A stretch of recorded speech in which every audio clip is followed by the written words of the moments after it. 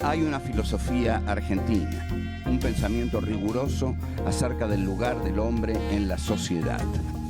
Obras literarias como El Facundo, El Martín Fierro, El Matadero. Texto axial, fundamental, el plan revolucionario de operaciones de Mariano Moreno, Los muertos en Plaza de Mayo. El primer centenario se festeja bajo estado de sitio. Las cartas a Lavalle deciden el fusilamiento de Dorrego.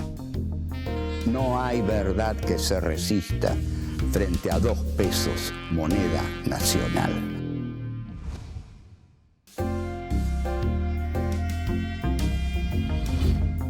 Encuentro 8. José Hernández y Martín Fierro. 1. La pena extraordinaria. 2.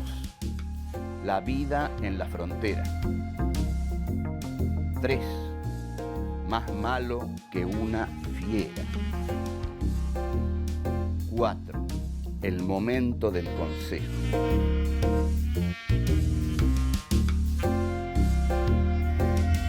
José Hernández nace en noviembre de 1834 en el partido de San Martín, provincia de Buenos Aires. En 1843, luego del fallecimiento de su madre, se instala en una zona rural del sur de la provincia junto con su padre, quien trabaja como capataz de estancia.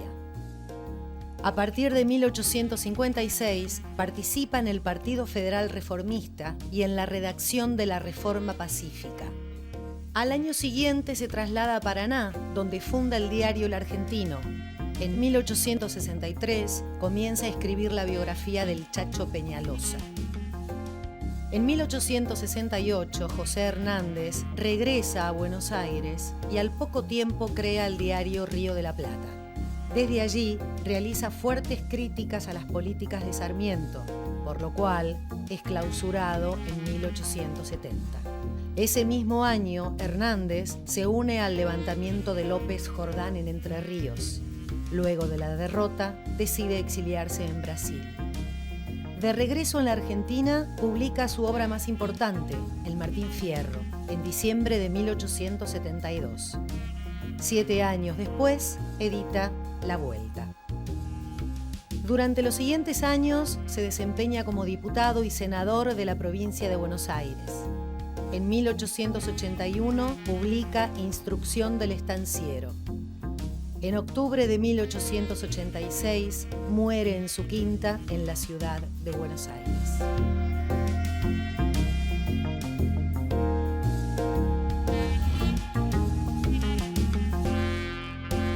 Este es un programa excepcional. Este es un programa dedicado a José Hernández, que escribió, por supuesto, el más grande poema de la literatura gauchesca argentina. Yo conjeturo que se van a dar cuenta y van a conocer y van a saber muchas cosas del poema Martín Fierro que no sabían hasta ahora, porque seguramente lo habrán estudiado en la escuela, como lo estudiamos todos, pero tiene muchos secretos, muchas connotaciones, muchas utilizaciones y muchas interpretaciones que le vamos a dar acá que no son conocidas, que en realidad, si tomáramos ciertas palabras periodísticas, podríamos decir que en este momento, en este espacio, vamos a dar muchas primicias sobre el Martín Fierro. El texto de José Hernández, cuya primera parte, en realidad cuando lo publica él no sabía que era la primera parte, pero bueno, después vendrá una segunda, cuya primera parte se publica en 1872. Nosotros podríamos decir ante todo que es una honda reflexión sobre la condición humana a propósito de la condición del gaucho en la campaña de Buenos Aires. El poema está un poco virado desde Buenos Aires hacia Santa Fe. Esa sería su ubicación geográfica. El poema de José Hernández no inaugura la literatura gauchesca. Antes hubo otros. El más famoso y conocido también seguramente por ustedes, por nuestro paso obligatorio por la escuela, es el Fausto de Estanislao del Campo. El Fausto de Estanislao del Campo se va a diferenciar del Martín Fierro, y José Hernández lo va a decir muy claro, en que Estanislao del Campo lo toma un poco en broma al gaucho. Es decir, se sirve del gaucho para escribir un poema algo jocoso. El tema de Hernández, por el contrario, no va a ser burlarse de la ingenuidad de los gauchos, sino que va a ser la denuncia de la desdicha de los gauchos. En este sentido, nosotros podemos decir que es, ante todo, un poema de la queja. La primera estrofa del Martín Fierro dice claramente, empieza enunciando la temática de la pena extraordinaria. Es una estrofa muy conocida que dice: aquí me pongo a cantar al compás de la vihuela, que al hombre que lo desvela una pena extraordinaria, como el ave solitaria con el cantar se consuela. Entonces aquí tenemos dos elementos. La pena que desvela a Martín Fierro no es común, es extraordinaria. ¿Y con qué se consuela? Con la vihuela y con el canto. El gaucho de José Hernández, y este es un punto definitivo que dejamos aquí plantado, y lo tenemos, no lo podemos olvidar. El poema de José Hernández describe al gaucho derrotado de 1872. El gaucho que no tiene otra cosa más que quejarse. Yo me quejo, dice Hernández a través de Martín Fierro. Me quejo porque me mandan a la frontera a pelear con los indios, porque no me usan en el trabajo fructífero de los campos para el cual estoy naturalmente preparado, porque me quitaron el rancho, me quitaron la prenda, me quitaron todo lo que tenían y me mandaron a la frontera. En este sentido, el Martín Fierro no es el poema de la rebelión gauchesca, es el poema de la queja del gaucho derrotado. El poema de la rebelión gauchesca, curiosamente o no, lo escribió Sarmiento y es el Facundo.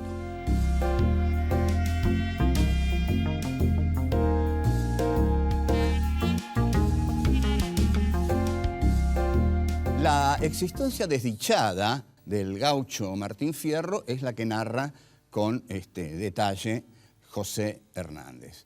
En principio, ¿por qué va a narrar esta existencia desdichada del gaucho? Porque Hernández quiere decir dos cosas. Al gaucho Buenos Aires lo maltrata y comete un gran error, porque al maltratarlo, elimina un elemento fundamental para el desarrollo de la agricultura en la Argentina.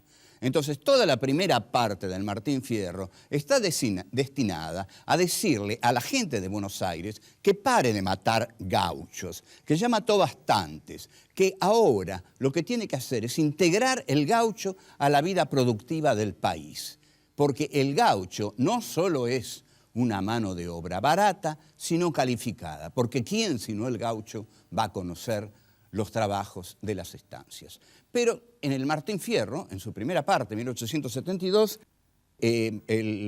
los puebleros no han entendido todavía esto. Los jueces de paz enviados por Buenos Aires desean a las chinas de los gauchos y mandan los gauchos a la frontera y se quedan con las chinas, sus propiedades, etcétera, etcétera. El gaucho va a la frontera. ¿Qué es la frontera? La frontera es, en principio, el exilio. Digamos, es la primera parte del exilio, porque va a haber una segunda parte del exilio que ya va a ser definitiva, es decir, la huida de la civilización. La vida en la frontera es detalladamente descrita por José Hernández para demostrar que el gaucho ahí lo que realiza son tareas inútiles. Entonces, Hernández va a decir, y lo vamos a leer textualmente para que no se pierda una sola palabra de este excepcional poema, va a decir: barajo, si nos trataban como se trata a malevos ¿Y qué indios, ni qué servicio, si allí no había ni cuartel? Nos mandaba el coronel a trabajar en sus chacras. Buenísimo. O sea, no hay trabajo en la frontera. Lo que hay es un coronel que está lleno de chacras. No es nada raro esto. Es decir, todos sabemos que cuando Roca realiza la llamada conquista del desierto, le reparte la tierra 10, 15, a lo sumo, familias y familiares de él. Entonces trabajan para el coronel. Es más o menos como cuando los chicos hacían el servicio militar, que terminaban trabajando para el coronel, para el general, haciéndoles de choferes, etcétera, etcétera. Bueno, el gaucho en la frontera trabaja para el coronel, en las chacras del coronel. La vida en la frontera es descripta despiadadamente. Hernández denuncia la corrupción que existe en la frontera. Yo he visto negocios feos, a pesar de mi ignorancia. Es decir, el gaucho no sabe mucho, pero se da cuenta de que ahí hay negocios feos. Lo que va a atacar Hernández a través de Martín Fierro son dos cosas que para él no sirven para el país. Ni el indio no sirve y el inmigrante no sirve. O sea, entonces va a criticar a la figura del inmigrante como innecesaria porque está el gaucho. El indio, dice Hernández, roba y mata y entra en las poblaciones, en Malón, las quema, en fin, todo ese horror de los malones indios con que nos han saturado para justificar el genocidio, la segunda etapa de la conquista de América, que realiza el general Roca cerca del 80. Hernández no quiere nada a los indios. El Martín Fierro presenta una justificación teórica de la necesidad de exterminar a los indios. Odia también a los gringos. Si fuera por Hernández no habría que haber traído ningún gringo al país. ¿Pero por qué los odia? Porque los gringos no saben nada. No saben nada de todo lo que sabe el gaucho. El gaucho es indispensable. El gringo, en absoluto. Vamos a ver lo que dice. Yo no sé por qué el gobierno nos manda aquí a la frontera gringada que ni siquiera se sabe atracar a un pingo. Es decir, la gringada no sabe ni montarse un pingo. Montarse un pingo en la argentinidad del siglo XIX era uno de los valores del macho argentino. El general Mansilla, en la Vuelta de Obligado, cuando ve a los ingleses, dice ¿qué nos van a derrotar esos gringos que no saben galoparse una noche? Que no saben galoparse una noche. Hay otro verso muy lindo con respecto a los inmigrantes que dice, yo no sé de dónde sería, quizá no fuera cristiano, pues lo único que decía es que era papolitano. Aquí se ve el ingenio destructivo de Hernández, ¿no? Porque realmente la cuartilla es destructiva, ¿no? Yo no sé de dónde sería, quizá no fuera cristiano, ni siquiera la condición de cristiano lo otorga, pues todo el tiempo decía que era papolitano. Entonces, nada de gringos, nada de indios, lo único que sirve es el gaucho.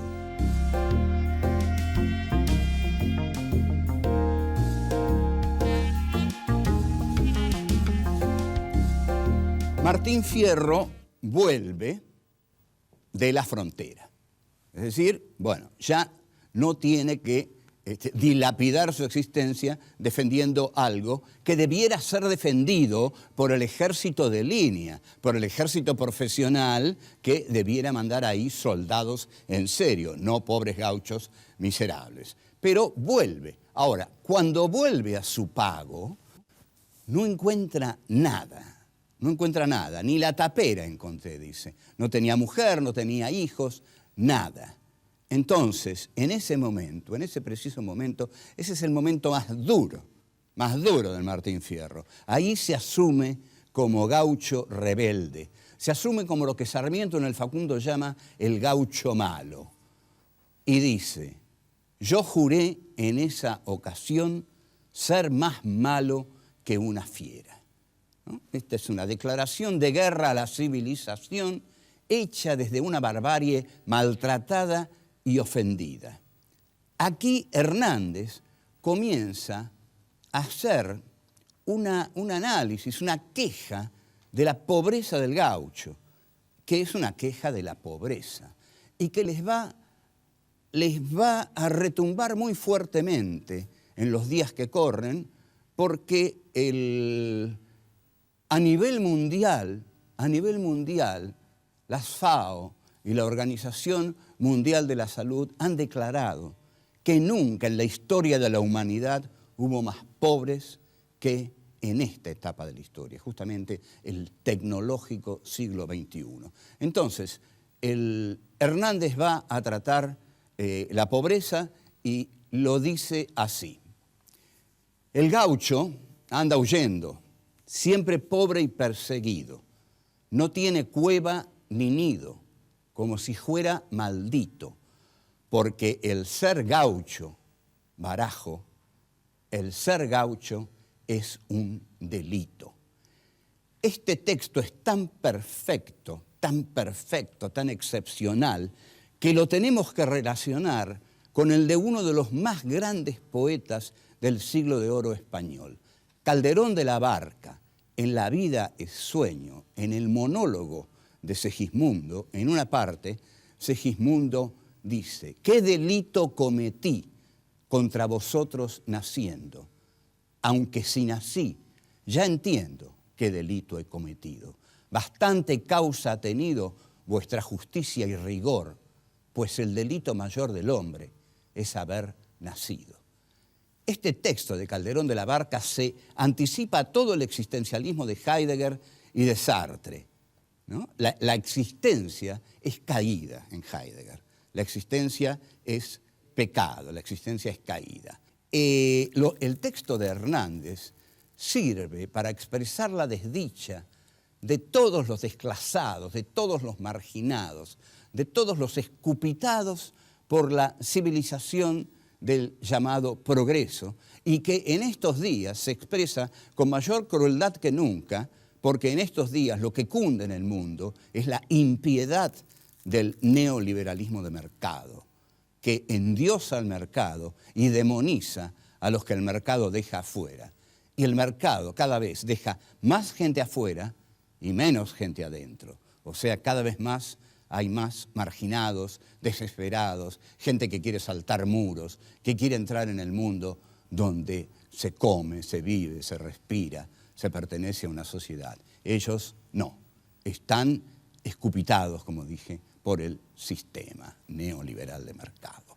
Vamos a ver esta cita que Hernández, con la que Hernández describe la situación del pobre, no solamente la del gaucho, la del pobre, y quizás se anticipa y la de los pobres de todos los tiempos. Por eso un poema es inmortal. Un poema es inmortal cuando expresa la condición humana, cuando expresa algo esencial de la condición humana, cuando no se detiene solamente en expresar la situación histórica que le dio origen, sino que desde esa situación histórica se remonta y consigue expresar la condición del hombre, ¿no? El Otelo de Shakespeare no expresa un drama de Venecia, expresa el drama de los celos en el hombre. El Hamlet de Shakespeare no expresa un problema monárquico en Dinamarca, expresa nada menos que la duda que constituye al ser humano. Y Hernández en el Martín Fierro expresa el dolor y la marginación y la humillación de ser pobre. Para el pobre, entonces, son los calabozos, para él las duras prisiones. En su boca no hay razones, aunque la razón le sobre, que son campanas de palo las razones de los pobres. El pobre nunca tiene razón solo porque es pobre, porque no tiene quien lo defienda, porque solo puede defenderse él, pero él, aunque hable, aunque diga sus razones no son campanadas de bronce, son campanas de palo, nadie las escucha. su aspecto ya lo denuncia, su aspecto ya lo destina a la cárcel. El ser pobre es un delito. Si hay algo que destruye al hombre, es la pobreza. Seguimos.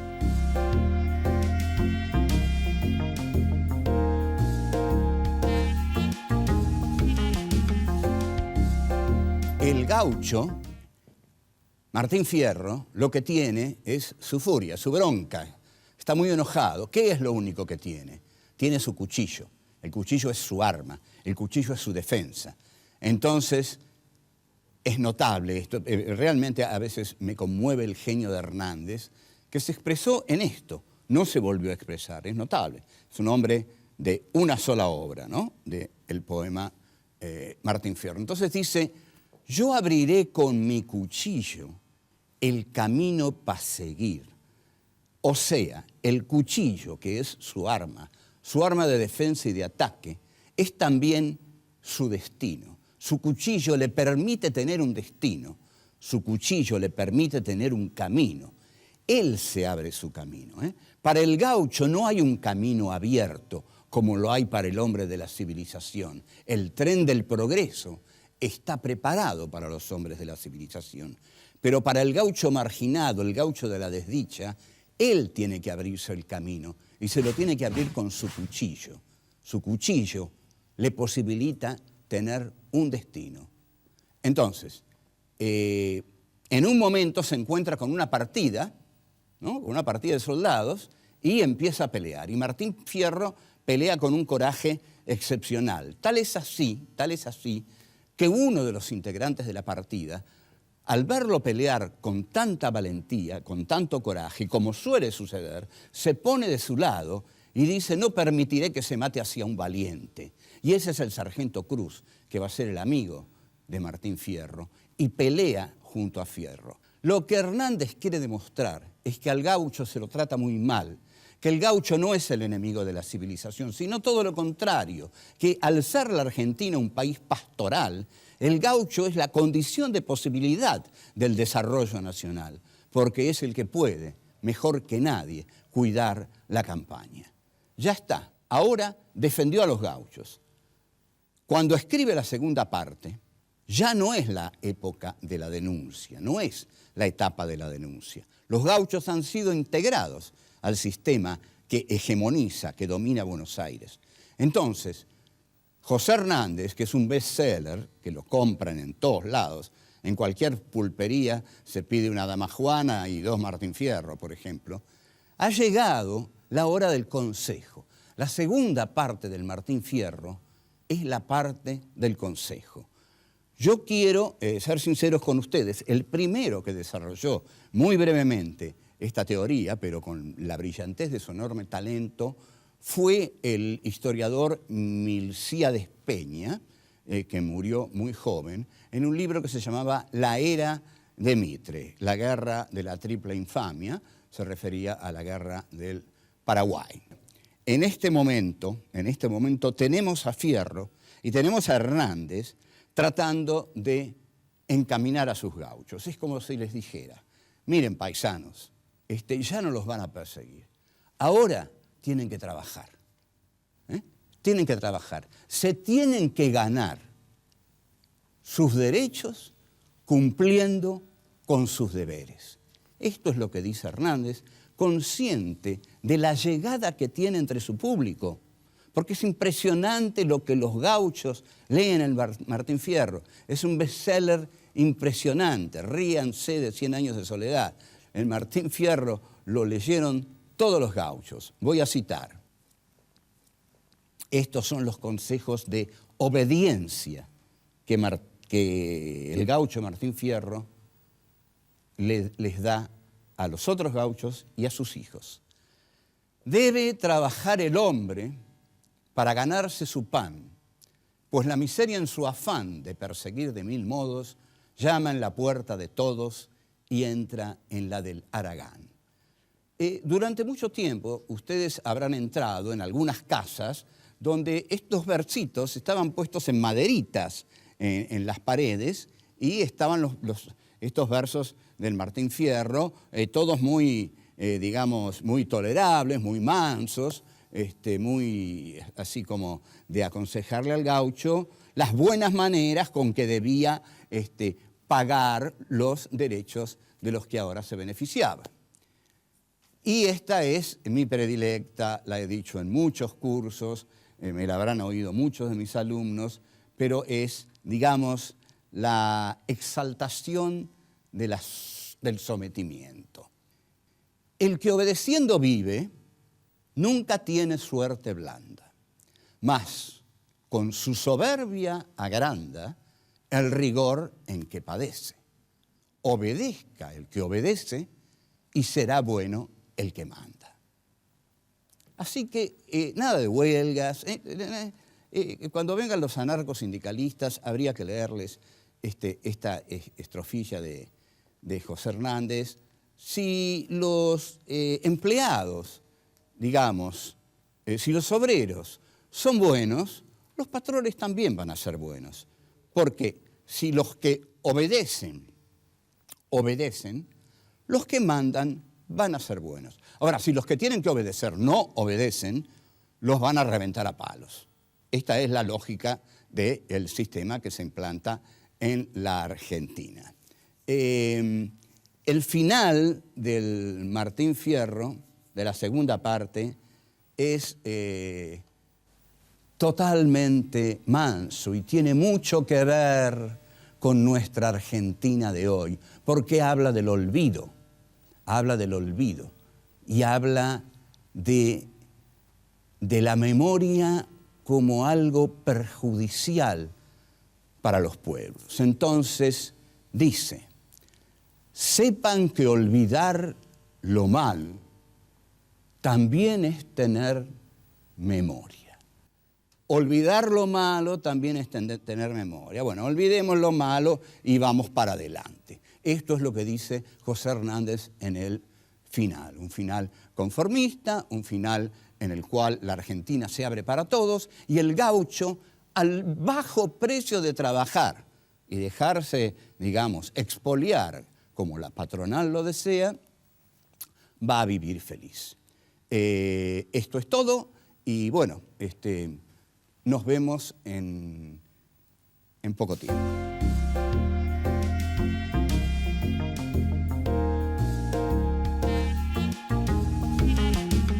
El texto de Hernández sirve para expresar la desdicha de todos los escupitados por la civilización del llamado progreso.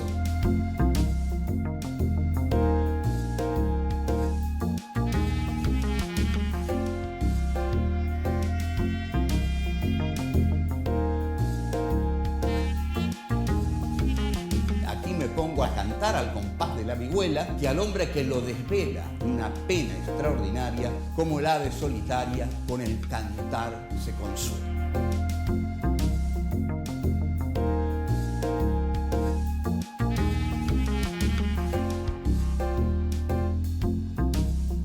Yo abriré con mi cuchillo el camino para seguir.